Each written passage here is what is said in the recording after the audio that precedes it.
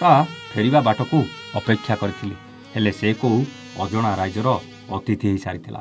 ମୋତେ ସେ ଏତେ ଭଲ ପାଉଥିଲା, ମୋତେ ଛାଡ଼ି ରହିବା ତା ପକ୍ଷେ ସମ୍ଭବ ନଥିଲା।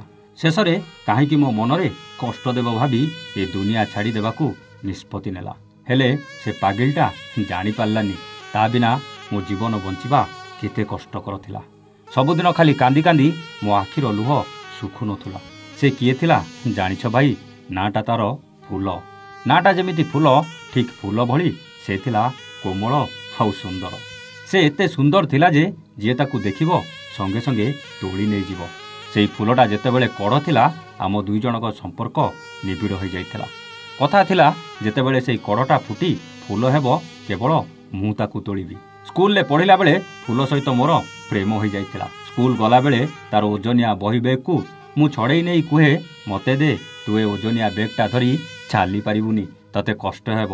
ଆଉ ସ୍କୁଲରୁ ଫେରିଲା ବେଳେ ସେଇ ଗଛ ତଳେ ଠିଆ ହୁଏ, ଆଉ ମୁଁ ଆମ୍ବ ଗଛକୁ ଚଢ଼ି ତା ମନ ପସନ୍ଦର ଆମ୍ବ ତାକୁ କେତେ ଥର ତୋଳି ଦେଇଛି। ତା ପାଇଁ ଗାଁ ସେ ମୁଣ୍ଡରେ ଥିବା କଣ୍ଟେଇ କୋଳି ଗଛରୁ କୋଳି ଆଣିବା ବେଳେ ମୋ ହାତରେ କେତେ ଯେ କଣ୍ଟା ଫୁଟିଛି ତାର ହିସାବ ନାହିଁ। ସେ ଯେତେବେଳେ ମୋ ହାତରୁ କୋଳି ନେଇ ଖାଏ ଆଉ କୁହେ, ବହୁତ ମିଠା କୋଳି ତ, ସେତେବେଳେ ମୋ ହାତର ସବୁ ଦରଜ ଯେମିତି କୁଆଡ଼େ ଉଭେଇଯାଏ। ବର୍ଷା ହେଲେ ଆମେ ଗୋଟେ ଛତାରେ ସାଥି ହେଇ ଘରକୁ ଫେରୁ।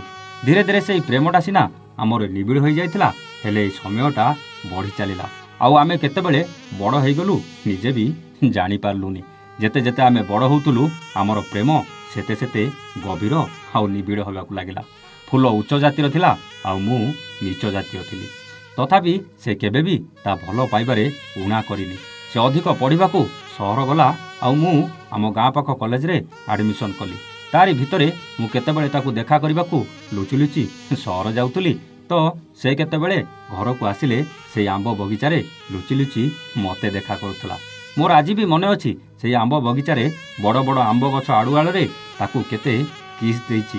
ଆଉ ସେ ବି ମୋ ବାହୁ ବନ୍ଧନରେ କାନ୍ଧରେ ମୁଣ୍ଡ ଦେଇ କେତେ ଗପସପ୍ ହେଇଛୁ।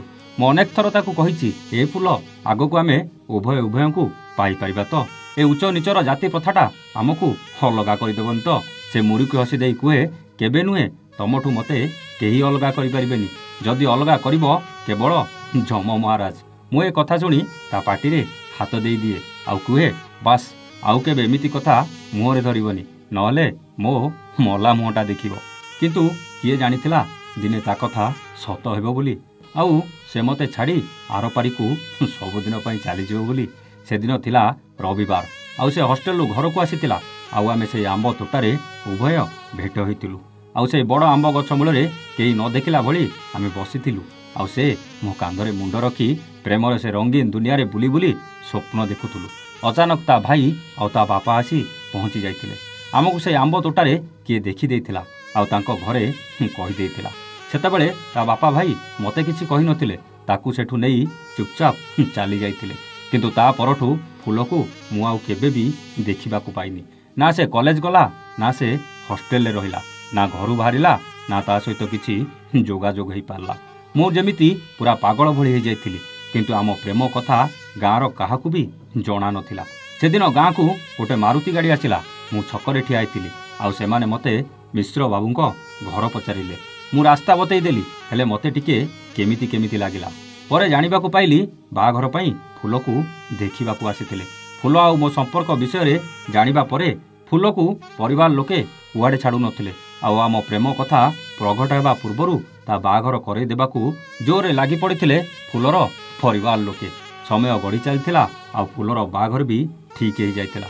ମୁଁ ଆଗରୁ କହୁନଥିଲି, ଫୁଲ ଏତେ ସୁନ୍ଦରୀ ଥିଲା ଯେ ତାକୁ ଯିଏ ଦେଖିବ ଆଖି ବୁଜି ତୋଳି ନେଇଯିବ। ଶେଷରେ ମୁଁ ଯାହା ଭାବୁଥିଲି ସେଇଆ ହିଁ ହେଲା। ଆମ ପ୍ରେମ ଭିତରେ ଏ ଉଚ୍ଚ ନିଚର ଜାତି ପ୍ରଥାଟା ପଶି ଆମକୁ ଅଲଗା କରିବାକୁ ଲାଗି ପଡ଼ିଥିଲା। ହେଲେ ଫୁଲ କ'ଣ ସତରେ ରାଜି ହେଇଗଲା? ନା ଫୁଲର ବାହାଘର ଜୋର ଜବରଦସ୍ତି ହେଉଛି? ମୁଁ କିନ୍ତୁ କିଛି ଜାଣିପାରୁନଥିଲି। ସେଦିନ ସନ୍ଧ୍ୟାରେ ଅଚାନକ ମିଶ୍ର ବାବୁଙ୍କ ଘର ଆଡ଼କୁ ସମସ୍ତେ ଦୌଡ଼ିବାକୁ ଲାଗିଲେ। ମୁଁ କିଛି ବୁଝିପାରୁନଥିଲି, କାହିଁକି ନା ଫୁଲ ସହିତ ଦେଖା ନ ହେବା ଦିନରୁ ମୁଁ ଗୋଟେ ଜିନ୍ଦା ଲାଶ ବନି ସାରିଥିଲି। ବହୁତ ଟେନସନରେ ରହୁଥିଲି। ହେଲେ ମିଶ୍ର ବାବୁଙ୍କ ଘରକୁ ଏତେ ଲୋକ କ'ଣ ପାଇଁ ଦୌଡ଼ୁଛନ୍ତି? ଜଣକୁ ପଚାରିଲି, କ'ଣ ହେଇଛି କି ଭାଇ, ଏତେ ଲୋକ କାହିଁକି ଦୌଡ଼ୁଛନ୍ତି? ସେ କହିଲା, ତୁ ଜାଣିନୁ କି ମିଶ୍ର ବାବୁଙ୍କ ଝିଅ ଫୁଲ ପଙ୍ଖାରେ ଝୁଲି ପଡ଼ିଛି। ତା ତା ପାଟିରୁ ekଥା ଶୁଣି ମୁଁ କିଛି ସମୟ ପାଇଁ ସ୍ତବ୍ଧ ହୋଇଗଲି। ହଠାତ୍ କାହାର ଜଣେ ଡାକରେ ଚିଙ୍କି ଉଠିଲି ଆଉ ଉଠିପଡ଼ି ମିଶ୍ର ବାବୁଙ୍କ ଘର ଆଡ଼କୁ ଦୌଡ଼ିବାକୁ ଲାଗିଲି। ମୋତେ ସବୁ କଥା ତ ଜଣାଥିଲା ସେ କ'ଣ ପାଇଁ ଆଜି ଏମିତି କାମ କରିଥିଲା। ତାକୁ ଦେଖିବାକୁ ତାଙ୍କ ଘର ଆଗରେ ଭିଡ଼ ଲାଗିଥିଲା। ତା ମା କାନ୍ଦି କାନ୍ଦି ଗଡ଼ି ଯାଉଥିଲା ଆଉ ତା ବାପା ଚୁପଚାପ ବସି ରହିଥିଲା। ସେ ଦୁଃଖକୁ ମୁଁ ଦେଖିପାରୁନଥିଲି ପ୍ରତାପ ଭାଇ। ଆଖିର ଲୁହଗୁଡ଼ା ଅନବରତ ଗଡ଼ି ଚାଲିଥିଲା ଆଉ ତାରି ଭିତରେ ନୀରବରେ ଶୋଇଥିବା ଫୁଲକୁ ଶେଷ ଥର ପାଇଁ ଦେଖି ଚାଲିଥିଲି। ଭାବି ପାରୁନଥିଲି ଯିଏ ଦିନେ ମୋ ସହିତ ଏତେ ଖୁସି ଥିଲା ମୋତେ ଦେଖିଦେଲେ, ଯିଏ ଦିନେ ପାଗଳ ଭଳି ହେଇ ମୋତେ ହକ୍ କରି କିସ୍ ଦେଉଥିଲା, ଆଜି ମୁଁ ତା ସାମ୍ନାରେ ଠିଆ ହେଇଥିଲି ଆଉ ସେ ଚୁପଚାପ ଶୋଇ ପଡ଼ିଥିଲା।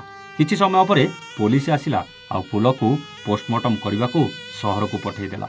ପରଦିନ ଫୁଲ ଆସିଲା ଆଉ ତାର ଅନ୍ତିମ ସଂସ୍କାର କରିଦେଲେ। ବାସ୍, ସବୁଦିନ ପାଇଁ ସୁନ୍ଦରୀ ଫୁଲଟା ମଉଳି ଯାଇଥିଲା ଆଉ ମୋତେ ଛାଡ଼ି ହାରପାରିକୁ ଚାଲି ଯାଇଥିଲା। ହେଲେ ସେଦିନଠୁ କେବଳ ମୁଁ ବଞ୍ଚିଛି ସତ, ହେଲେ ଏକ ନିର୍ଜୀବ ବସ୍ତୁଟିଏ ପରି। ekଥା ବହୁତ କମ୍ ଲୋକ ଜାଣିଛନ୍ତି ଫୁଲ କାହିଁକି ଏ ଦୁନିଆ ଛାଡ଼ିଲା। ପୋଲିସ ତ ଅପମୃତ୍ୟୁ ମାମଲା ରୁଜୁ କରି ଫାଇଲଟାକୁ କ୍ଲୋଜ୍ କରିଦେଲା। ହେଲେ ସତ କ'ଣ ମୋତେ ତ ଜଣାଥିଲା ଆଉ ମୁଁ କେବଳ ତାରି ସ୍ମୃତିକୁ ସାଥିରେ ଧରି ବଞ୍ଚିବାକୁ ପ୍ରୟାସ କରୁଥିଲି। ଶେଷରେ କାନ୍ଦ କାନ୍ଦ ହୋଇଯାଇଥିଲା ଆଉ କହିଥିଲା, ଭାଇ ମୋ ପାଇଁ ଗୋଟେ କାହାଣୀ କରିବନି? ତାକୁ କହିବାକୁ ମୋ ପାଟିରେ କିଛି ଭାଷା ନଥିଲା। ଖାଲି ଏତିକି କହିଥିଲି, ନିଶ୍ଚୟ କରିବି ଭାଇ।